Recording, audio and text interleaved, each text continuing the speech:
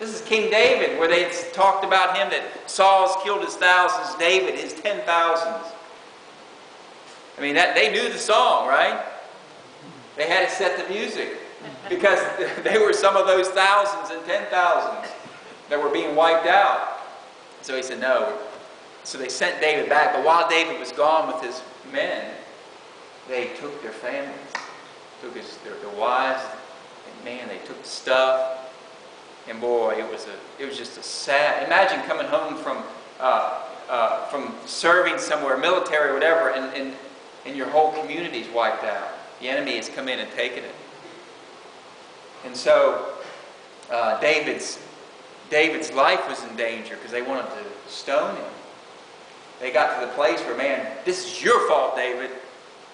You know, I wonder what David was feeling at that moment. Here I am on the run. I'm the king. I'm on the run. I'm over in the enemy's camp. You know, and now my family's gone. The soldiers' families are gone. You want to talk about, I would imagine, a low point, right? A low point in your life. Well, and then it says about David that David encouraged himself in the Lord. You know, that is something that we need to learn to do, isn't it? You know, there's a lot of things that discourage us from day to day. But to encourage yourself in the Lord. Over in Psalm 27, you know, some of these Psalms David had written earlier in his life, some a little later. Like, you know, Psalm 51, he was already the king. That's the Psalm of repentance that you read there. But I can imagine David singing unto the Lord. I can imagine him singing these psalms unto the Lord, encouraging himself. You know, because there are times that we are going to go through valleys of the shadow of death, right? They're going to be valleys of real darkness. And they come to us all at some point in our life.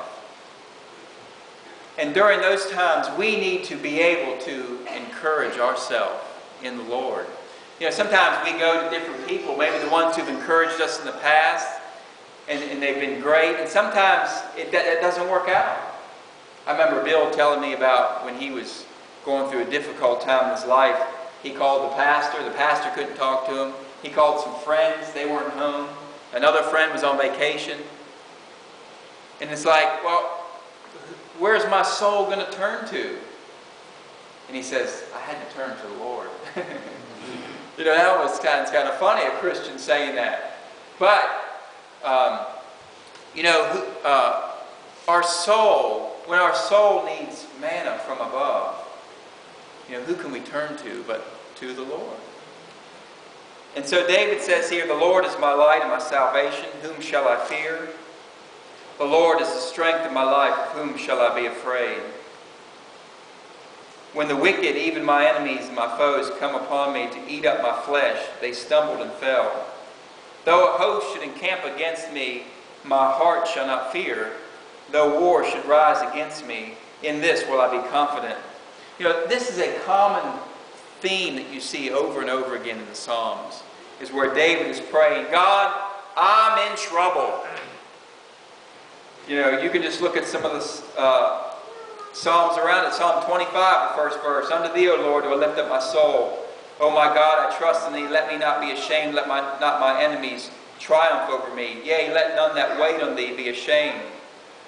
I mean, just Psalm after Psalm, you see where David is he's in a struggle. He's in problems. Yet he knows where to look. He knows where his help comes from. My help comes from the Lord that made heaven and earth. Do we turn to the Lord when our soul is in trouble? Is that whom we look to? Do we strengthen ourselves and encourage ourselves in the Lord? I can picture David saying this. I can picture him comforting his soul in this.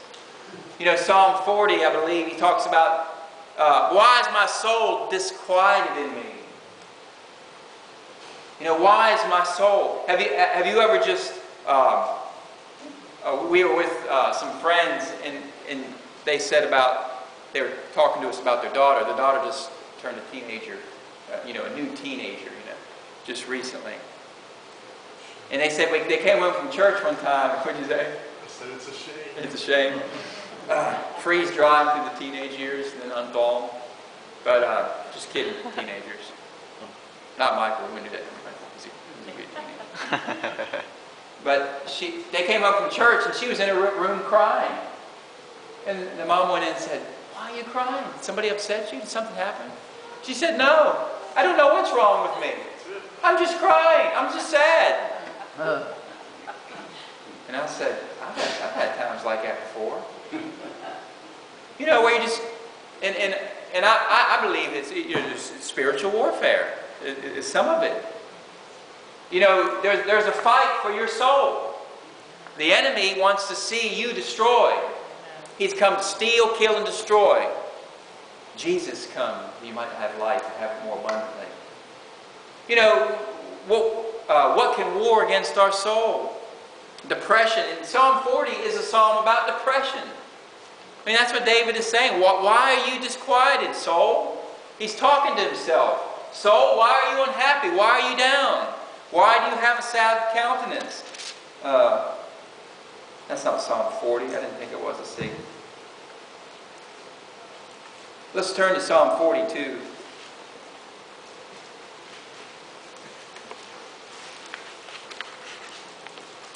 Yeah, Psalm 42. Psalm 40 is another one. He waited patiently for the Lord. But Psalm 42. As the deer pants after the water brooks, so pants my soul after thee, O God. My soul thirsts for God, for the living God. When shall I come and appear before God? My tears have been my meat day and night, while they continually say unto me, where is your God? That's what the enemy says to us, isn't it? They want to know where your God is. When you're going through a difficult situation, especially when you're doing it and you're saying, I'm trusting God, the enemy comes and says, where's your God now? It's a taunting thing. Whether it's spiritual enemy or whether it's a physical flesh and blood enemy. Where's your God at now? Peter says that in 2 Peter they'll talk about the long-suffering of God. The reason God is long-suffering is that all may come to salvation. But people are going to say, oh, he said he's coming. Where's he at? Where's your God now? That is the taunt of the enemy. Because what the enemy wants you to say is, yeah, where is God? God will never leave you. God will never forsake you. He is a very present help in a time of trouble. And he says, verse 4, when I remember these things, I pour out my soul in me. For I had gone with the multitude. I went with them to the house of God with the voice of joy and praise, with the multitude that kept holy day.